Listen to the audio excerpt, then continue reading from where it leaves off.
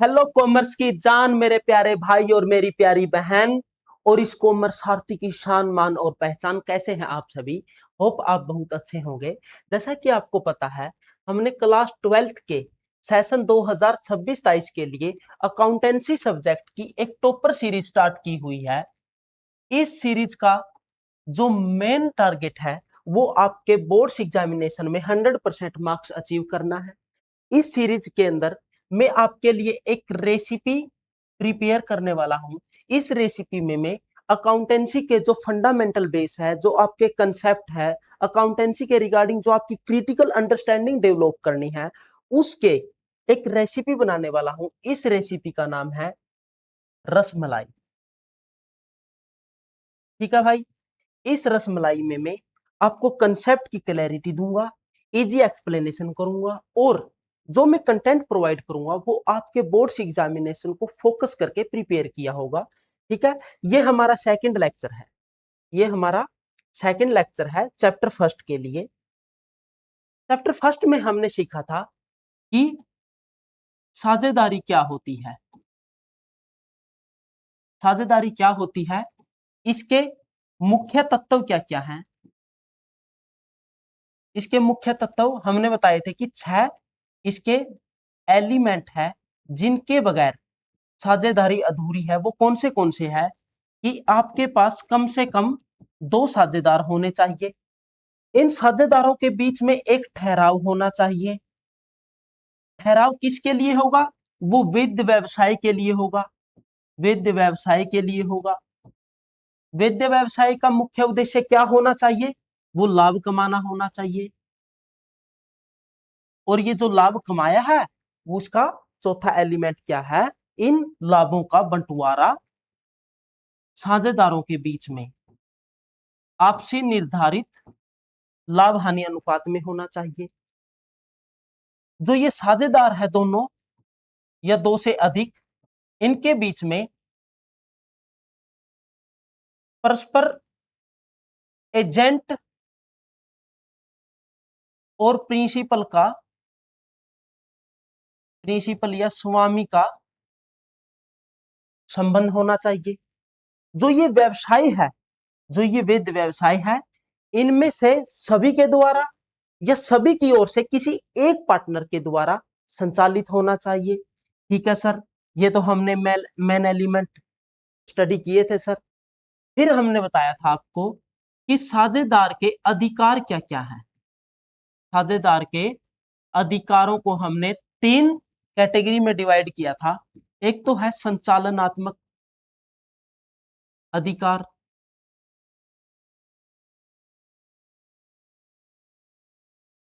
इसमें स्टडी किया था कि जो संचालनात्मक अधिकार है उसमें प्रत्येक पार्टनर को भाग लेने का अधिकार है उसका। उससे साझेदारी के अंदर जो भी मुख्य डिसीजन होते हैं उनमें उसके परामर्श लेने का अधिकार है। फिर हमने रीड किया था वित्तीय अधिकार। वित्तीय अधिकार में साझेदार को निर्धारित लाभ हानि अनुपात में जो साझेदारी से हम बिजनेस से हमें प्रॉफिट हुआ उसको बांटने, उसको हिस्सा प्राप्त करने का अधिकार है। अगर साझेदार ने फर्म को ऋण दिया है, लोन दिया है, तो उस पर ब्याज प्राप्त करने का अधिकार है। या फिर साझेदार ने कोई फर्म के संबंध में पर्सनल एक्सपेंसेस किए हैं तो उन खर्चों को वापसी प्राप्त करने का अधिकार है। तीसरा अधिकार क्या था जो हमें कैटेगराइज किया था? वो था हमारा सुरक्षात्मक अधिकार। सुरक्षात्मक अधिकार, इसमें क्या था कि पार्टनर को किसी नए पार्टनर के प्रवेश पर रोक लगाने का अधिकार है, अवकाश ग्रहण करने का अधिकार है। ठीक है दोस्तों। फिर हमने स्टडी किया था कि साझेदारी संलेख, जिसे हम विलेख भी कह सकते हैं, जिसे हम विलेख भी कह सकते हैं, इसे फर्म का संविधान कहा जाता है। फर्म का संविधान कहा जाता है। इसका दूसरा नाम क्या है? साझेदारी का अंतर नियम। ठीक है दोस्तों, इसका दूसरा नाम साझेदारी का अंतर नियम है, जिसे फर्म का संविधान भी कहा जाता है। इस साझेदारी संलेख में हम बहुत सारे फैक्टर को इंक्लूड करेंगे, बहुत सारी जानकारी होती है। ये एक चार्टर होता है हमारे बिजनेस का, संलेख होता है जो हमें जानकारी देता है, या मतलब जो हमारा बिजनेस है, जो हमने साझेदारी में बिजनेस क्रिएट किया, उसको रन कैसे करना है, क्या क्या उसके रूल रेगुलेशन रहने वाले हैं, उन सभी की जानकारी इसके अंदर दी हुई होती है। इसके अंदर 4 क्लोज होते हैं मेनली। एक होता है हमें जो बुनियादी जानकारी देता है कि पार्टनर कौन कौन है, उनके नाम और पते क्या है, ठीक है, हमारी फर्म का नाम क्या है और उसका पता क्या है, पूंजी क्या क्या लगाई है और कितनी कितनी पूंजी लगाई है पार्टनर ने। दूसरी है, दूसरा भाग क्या कहता है पार्टनरशिप डीड का, वो है हमारा अकाउंटिंग एंड ऑडिटिंग का, कि हम 1 साल के अंदर या जो हमारा लेखा अवधि रहने वाली है उसका पीरियड कितना रहने वाला है, हम ऑडिट करवाएंगे या नहीं करवाएंगे, अगर करवाएंगे तो ऑडिटर की नियुक्ति कैसे करेंगे, किस नाम से हम फर्म का, किस पार्टनर के नाम से हम फर्म के लिए बैंक अकाउंट ओपन करेंगे, किसको अधिकार दिया जाएगा कि जो फर्म के व्यवसाय के लिए डेली रूटीन के जो चेक साइन होते हैं उन पर कौन सा पार्टनर साइन करेगा, ठीक है।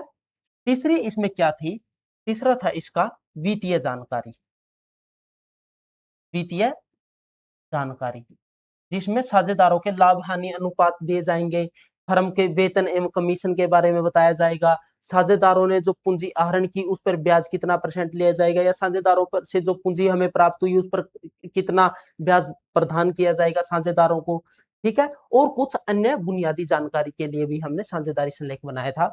अब सपोज कीजिए अगर हमारे पास साझेदारी संलेख नहीं है, जब हमारे पास साझेदारी संलेख नहीं है तो इसकी अनुपस्थिति में व्यवसाय को कैसे डील किया जाएगा, कौन रेगुलेट करेगा, तो उसके लिए हमारे पास भारतीय साझेदारी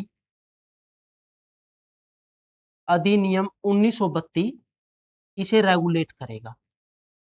उसमें इसके कुछ प्रोविजन दिए गए हैं, जब साझेदारी मौन होती है या इसकी अब्सेंस होती है तो उस समय भारतीय साझेदारी अधिनियम 1932 के रूल इंप्लीमेंट होते हैं। अगर आपने ये वीडियो नहीं देखी है तो भाई इस वीडियो से पहले पहले उस वीडियो को देखिए, क्योंकि वो वीडियो पूरी पार्टनरशिप का बेस है, पूरी पार्टनरशिप का फंडामेंटल आपको सिखाने वाली है। अगर वो वीडियो आपने नहीं देखी तो आपकी पार्टनरशिप आगे के जितने भी चैप्टर है उनका आपका बेस स्ट्रोंग नहीं हो पाएगा। ठीक है दोस्तों, अब हम अपना शुरू करते हैं आज का टॉपिक। आज का टॉपिक में हम बेसिक इंपॉर्टेंट कंसेप्ट को बेसिक और इंपॉर्टेंट कंसेप्ट को सीखने वाले हैं, ठीक है, जो टर्मिनोलॉजी है समझने वाले हैं। पहला पॉइंट क्या है, जो वेतन है साझेदार को, तो उसका वो क्या है और उसका क्या इफेक्ट रहने वाला है। जो साझेदार को वेतन दिया जाएगा वो, ये हमारी फर्म हो गई, ये हमारा साझेदार हो गया, ये फर्म इसको वेतन देगी किस लिए, जब हो सकता है जो हमारे पार्टनर थे, मान लीजिए हम 3 पार्टनर थे, 3 पार्टनर में से 2 पार्टनर ने डिसाइड किया कि भाई चिंटू आप हमारी तरफ से बिजनेस को रन करेंगे।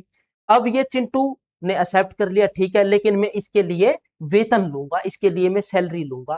क्यों लूंगा, क्योंकि अगर ये यहाँ बिजनेस में बिजी नहीं रहता, बिजनेस को रन करने में, तो ये अपना इंपॉर्टेंट समय कहीं और व्यतीत कर रहा होता, कहीं और स्पेंड कर रहा होता जहां से इसको अर्निंग मिल रही होती। तो ये वेतन होता है साझेदार को, तो ये फर्म की ओर से जाता है, इसलिए ये फर्म का खर्चा है, ठीक है। अब कंसेप्ट नंबर दूसरा क्या है, दूसरा है कमीशन, साझेदार को कमीशन। साझेदार को कमीशन भी फर्म के लिए खर्चा है।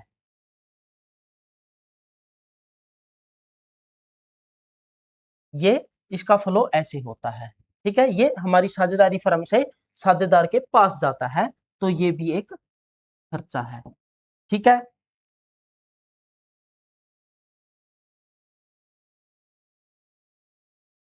तीसरा कंसेप्ट है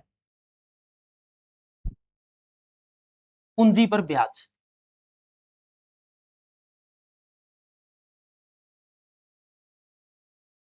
पूंजी पर ब्याज किसके द्वारा दिया जाता है और किसको दिया जाता है? फर्म, पार्टनर, पूंजी।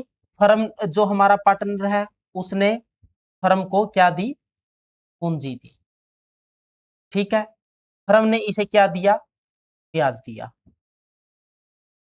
ठीक है, फर्म ने इसे ब्याज दिया। क्यों दिया?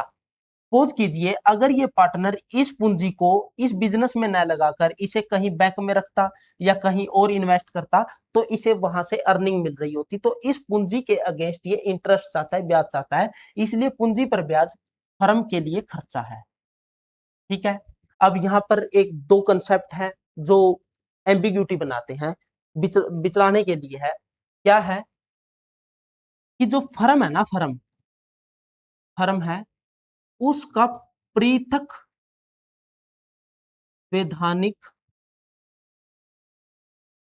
अस्तित्व नहीं है,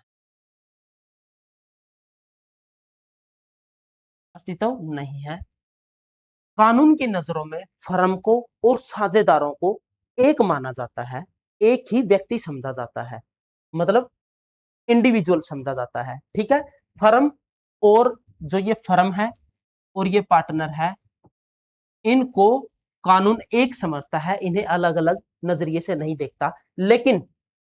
लेकिन अकाउंटिंग के पॉइंट ऑफ व्यू से, अकाउंटिंग के पॉइंट ऑफ व्यू से जब हम अकाउंटिंग करते हैं तो हमारा अकाउंट्स के अंदर एक बेसिक कंसेप्ट होता है पृथक अस्तित्व, पृथक अस्तित्व।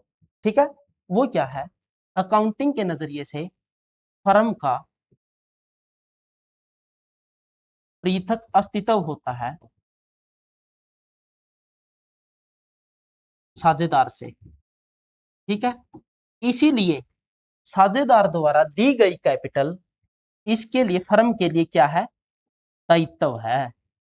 ठीक है, दायित्व है, और जो पूंजी पर ब्याज दिया जाता है वो फर्म के लिए खर्चा है। ठीक है दोस्तों, अब हमारा नेक्स्ट कंसेप्ट है आहरण। आहरण पर ब्याज, ये हमें टर्मिनोलॉजी पूरे फंड, पूरी पार्टनरशिप में देखने को मिलेगी, हर बार देखने को मिलेगी, इसलिए मैं आपको ये डीपली समझाने की प्रयास कर रहा हूं, कोशिश कर रहा हूं। ये हमारी फर्म है, ये हमारा पार्टनर चिंटू भैया है। ठीक है, अब चिंटू ने क्या किया? चिंटू ने क्या किया, वो बिजनेस में था, काम कर रहा था। शाम को फोन आता है मम्मी का, बोलती है बेटा बेटा चिंटू बेटा जल्दी से घर आना, मेहमान आए हुए हैं और उनके लिए कुछ रिफ्रेशमेंट के लिए सामान लेकर आना। चिंटू भैया के जो पॉकेट है उसमें बैलेंस नहीं था, तो इसने टेम्परेरी बेस पर यहां से कुछ पैसे निकाल लिए, बिजनेस से पैसे लिए उधार, पैसे लिए उधार।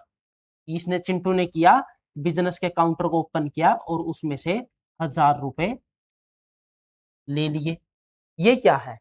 ये आहरण है, ये क्या है? आहरण है।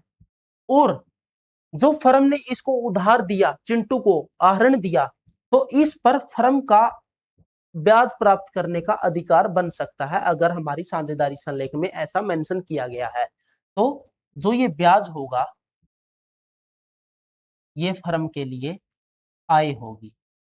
ठीक है, इनकम होगी। एक कंसेप्ट ये। अब क्वेश्चन आता है आपके एग्जाम में, एमसीक्यू क्वेश्चन आ सकता है कि साझेदार ने फर्म से कैपिटल विड्रा कर ली, पूंजी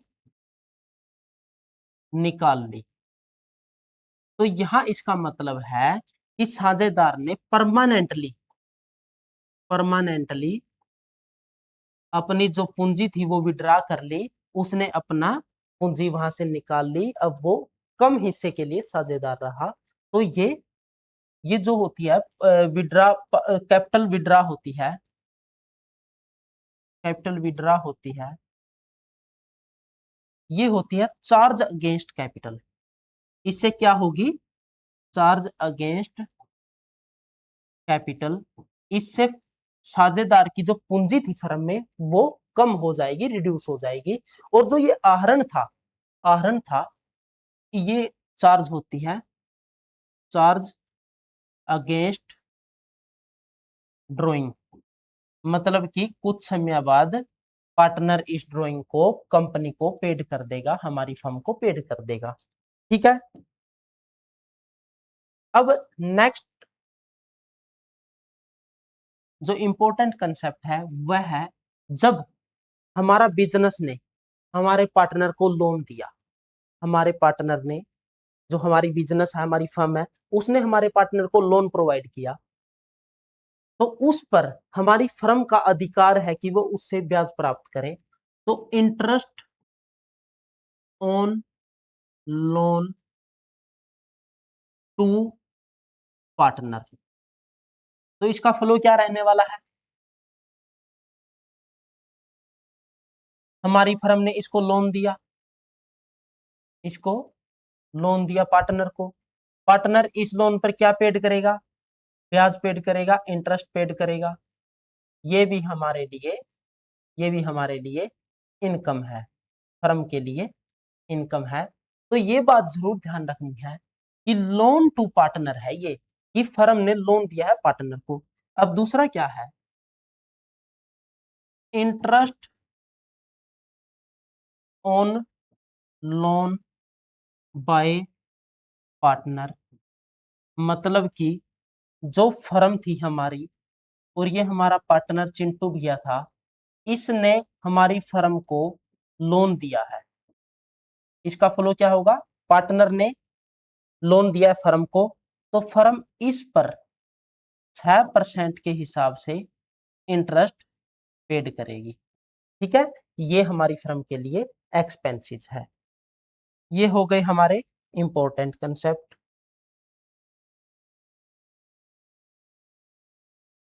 अब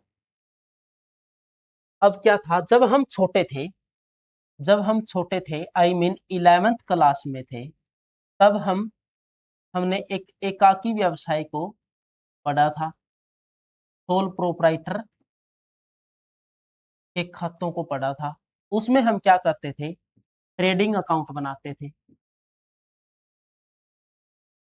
प्रॉफिट एंड लॉस अकाउंट बनाते थे, एंड बैलेंस शीट बनाते थे। जो ये ट्रेडिंग अकाउंट से हमारे पास ग्रोस प्रॉफिट होता था, ग्रोस प्रॉफिट होता था, उसको हम लेकर जाते थे net profit, profit and loss में। और प्रॉफिट एंड लॉस में जो हमारा प्रॉफिट एंड लॉस अकाउंट हम बनाते थे, डेबिट साइड, क्रेडिट साइड, ये इसके पार्टिकुलर हो गई, ये अमाउंट, ये पार्टिकुलर, ये अमाउंट,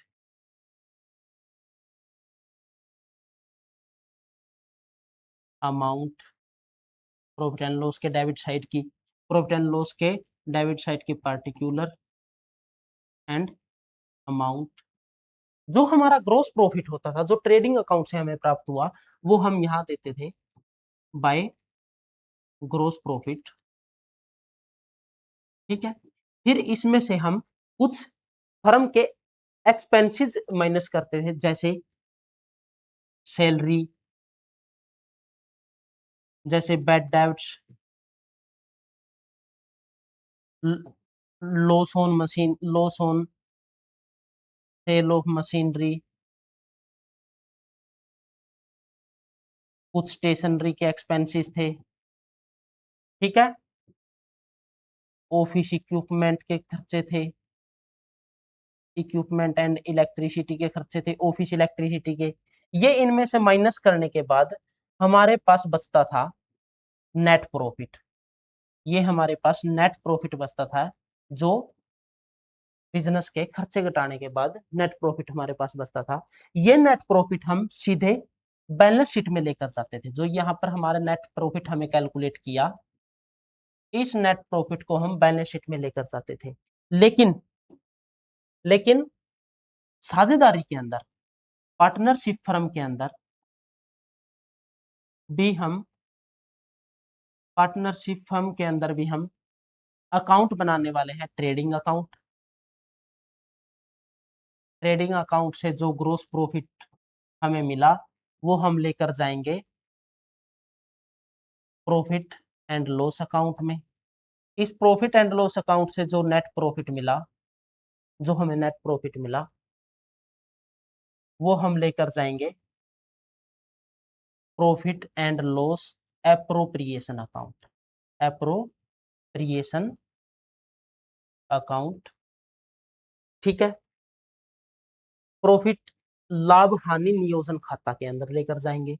इस नेट प्रॉफिट में से जो फर्म के कुछ खर्चे हुए हैं, जो साझेदारों से संबंधित जो खर्चे खर्चे हुए हैं या साझेदारों से जो इनकम हुई है, उनको कैलकुलेट करते हुए जो हमारे पास फाइनल प्रॉफिट बचेगा उसको हम पार्टनरशिप के अंदर डिस्ट्रीब्यूट कर देंगे। ठीक है, और इसके अंदर भी हम बैलेंस शीट भी बनाएंगे। ठीक है मेरे बच्चे, मेरे भाई, मेरी बहन। अब हमारा प्रॉफिट एंड लॉस एप्रोप्रिएशन जो अकाउंट होता है, प्रॉफिट एंड लॉस एप्रोप्रिएशन जो अकाउंट होता है वो किस टाइप का अकाउंट होता है?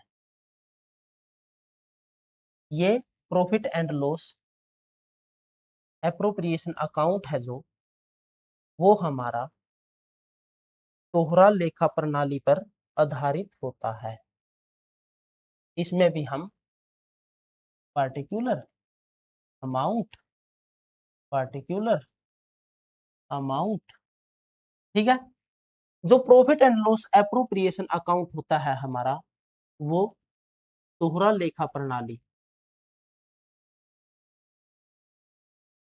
पर बेस्ड होता है। दोहरा लेखा प्रणाली का मतलब होता है मेरे भाई कि जब एक एंट्री से दो पक्ष प्रभावित हो, उनका लेखा जोखा करना दोहरा लेखा प्रणाली के अंतर्गत आता है। ठीक है, तो हमारा जो profit and loss appropriation account है, ये किस टाइप का अकाउंट है? अब हमें 11th क्लास में तीन तरह के अकाउंट को रीड किया था, क्लासिफाई किया था कि हमारे पास जो अकाउंट्स होते हैं उनके तीन टाइप होते हैं। एक तो होता है हमारा पर्सनल अकाउंट, पर्सनल अकाउंट। दूसरा होता है हमारा रियल अकाउंट। तीसरा होता है नॉमिनल अकाउंट।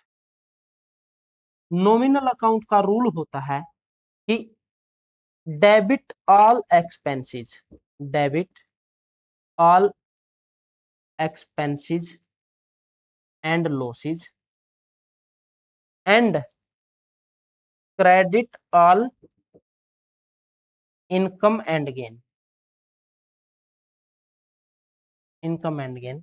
जो हमारे फर्म में, जो हमारे बिजनेस में जितने भी हमारे एक्सपेंसेस होते हैं या लॉस होते हैं, उनको हम डेबिट साइड में लिखते हैं, जो नॉमिनल अकाउंट होता है।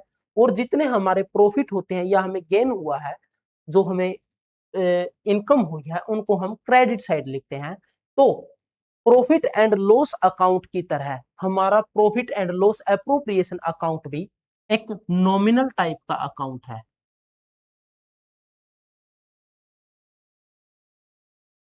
एक नॉमिनल अकाउंट है जिसके डेबिट साइड में, जिसके डेबिट साइड में हम ऑल एक्सपेंसेस एंड लॉसेस को लिखेंगे, जिसके क्रेडिट साइड में हम ऑल इनकम एंड गेन को लिखेंगे। अच्छा सर, एक्सपेंसेस और इनकम और गेन को हम कैसे पहचानेंगे? इनको पहचानने के लिए सबसे पहले हमें एज ए अकाउंटेंट बनना होगा। और अकाउंटेंट जब हम बनेंगे तो हमें फर्म के पॉइंट ऑफ व्यू से अकाउंटिंग करनी होगी। मैं अकाउंटेंट हूं और मैं इस फर्म का अकाउंटेंट हूं, मैं इस फर्म के लिए खाते बना रहा हूं, तो मैं मुझे इस फर्म के पॉइंट ऑफ व्यू से मुझे फर्म बनना पड़ेगा। फर्म के नजरिए से हमें सभी ट्रांजैक्शन को देखना होगा। ठीक है, तभी हम अकाउंटिंग को अच्छे तरीके से कर पाएंगे। अब जो profit and loss appropriation account है, जो profit and loss appropriation account है, उसमें क्या क्या शामिल करेंगे, उसका क्या प्रोफॉर्मा रहने वाला है? ठीक है मेरे भाई।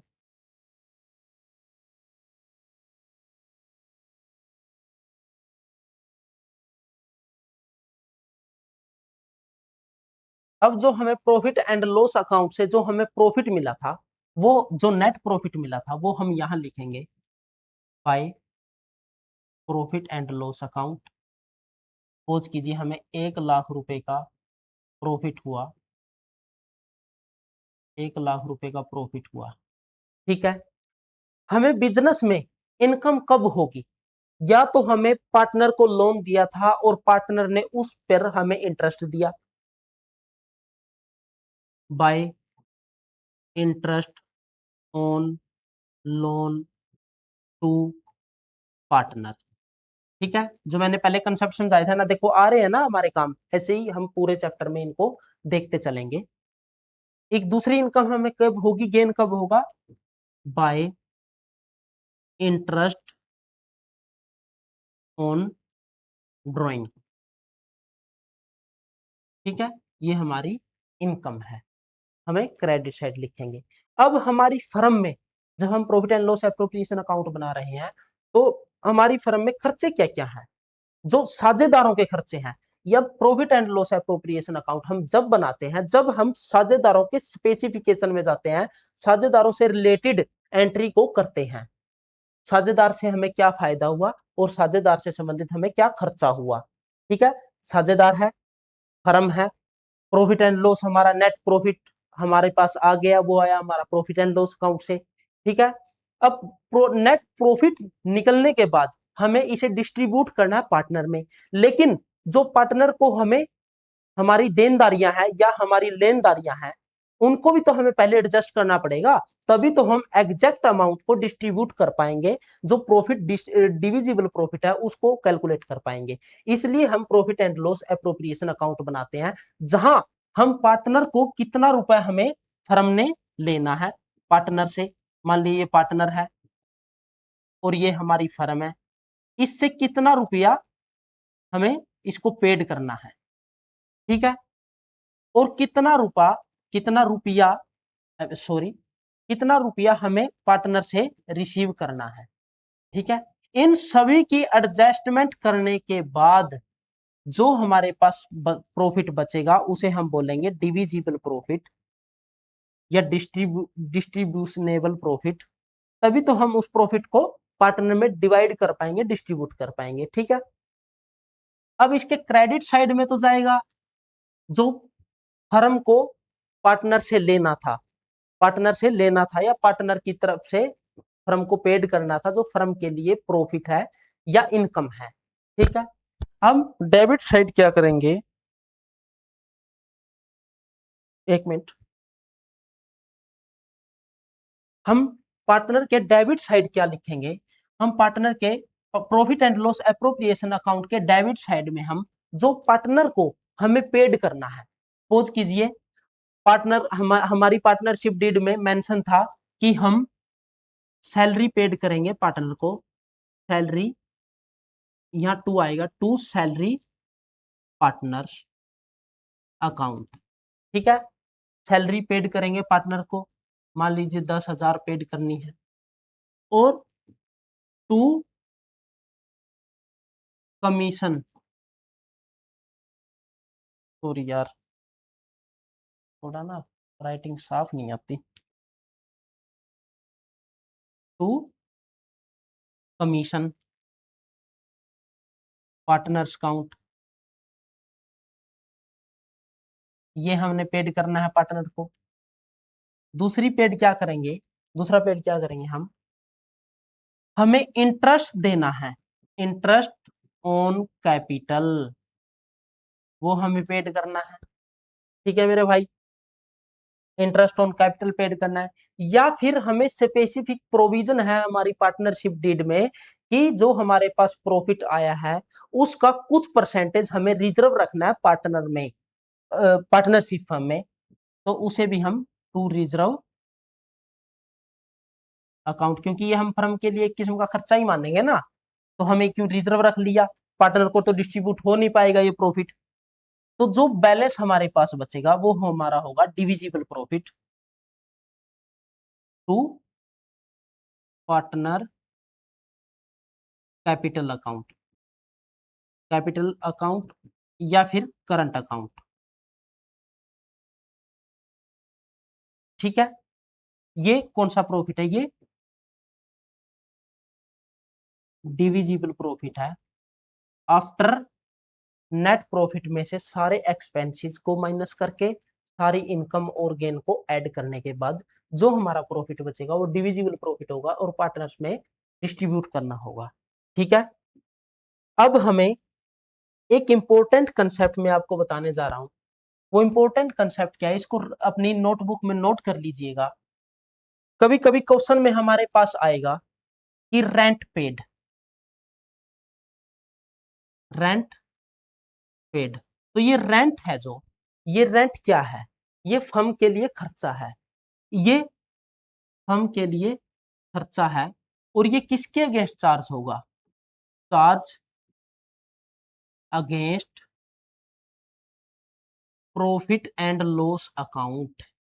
इसका मतलब ये हुआ कि हम इस रेंट पेड की, जो रेंट हमने पेड किया, भुगतान किया, उसकी एंट्री हम profit and loss appropriation account में नहीं करेंगे, बल्कि जो नेट प्रॉफिट है, जो नेट प्रॉफिट है उसमें से माइनस कर देंगे। ठीक है, नेट प्रॉफिट में से माइनस कर देंगे रेंट को। ठीक है, दूसरा पॉइंट क्या आएगा हमारे पास, मैनेजर कमीशन। मैनेजर कमीशन, ये मैनेजर कमीशन भी चार्ज होता है against profit and loss account.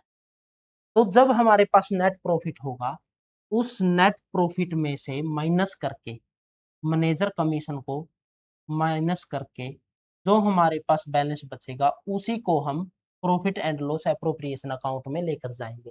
तीसरा मेन इंपॉर्टेंट पॉइंट क्या है, जो इंटरेस्ट ऑन लोन है, interest on loan by partner है, ये भी फर्म के लिए, हमारे बिजनेस के लिए खर्चा है, जो चार्ज होगा किसके अगेंस्ट में, प्रॉफिट एंड लॉस के अगेंस्ट में ये भी चार्ज होगा। ठीक है, इसको भी नेट प्रॉफिट में से माइनस करने के बाद ही जो हमारे पास बैलेंस आएगा उसी को हम profit and loss appropriation account में लेकर जाएंगे। ठीक है दोस्तों, इसी पॉइंट के साथ हम अपनी वीडियो का यहाँ पर समापन कर रहे हैं। अब हम अपने नेक्स्ट लेक्चर में प्रैक्टिकल क्वेश्चन के साथ मिलेंगे। ठीक है, जो हम डीके गोयल को फॉलो करने वाले हैं और हमारे एनसीईआरटी बुक को भी फॉलो करने वाले हैं और हमारे कुछ इंपॉर्टेंट जो रेफरेंस बुक है उनको भी फॉलो करने वाले हैं। लेकिन मेनली हम डीके गोयल की एमसीक्यू प्रैक्टिस करेंगे। ठीक है, एमसीक्यू क्वेश्चन प्रैक्टिस करेंगे, जो प्रैक्टिकल क्वेश्चन है उनको प्रैक्टिस करेंगे। बाकी आपके कोऑपरेशन का बहुत बहुत धन्यवाद। होप कि आपको ये समझाए गए कंसेप्ट समझ में आए होंगे। लेकिन अगर समझ में नहीं आए तो दोबारा वीडियो को दोबारा चलाकर देख लेना, बिल्कुल अच्छे से समझना। ये हमें पूरी पार्टनरशिप अकाउंटिंग में बार बार हमें ये कंसेप्ट देखने को मिलेंगे। ठीक है दोस्तों, मिलते हैं नेक्स्ट वीडियो में। तभी तक बने रहिएगा अपने कॉमर्स सारथी के साथ, और अपने इस कॉमर्स सारथी को एक बार तो लाइक कर दो, सब्सक्राइब कर दो और ठोक कर शेयर कर दो मेरे भाई। Thank you.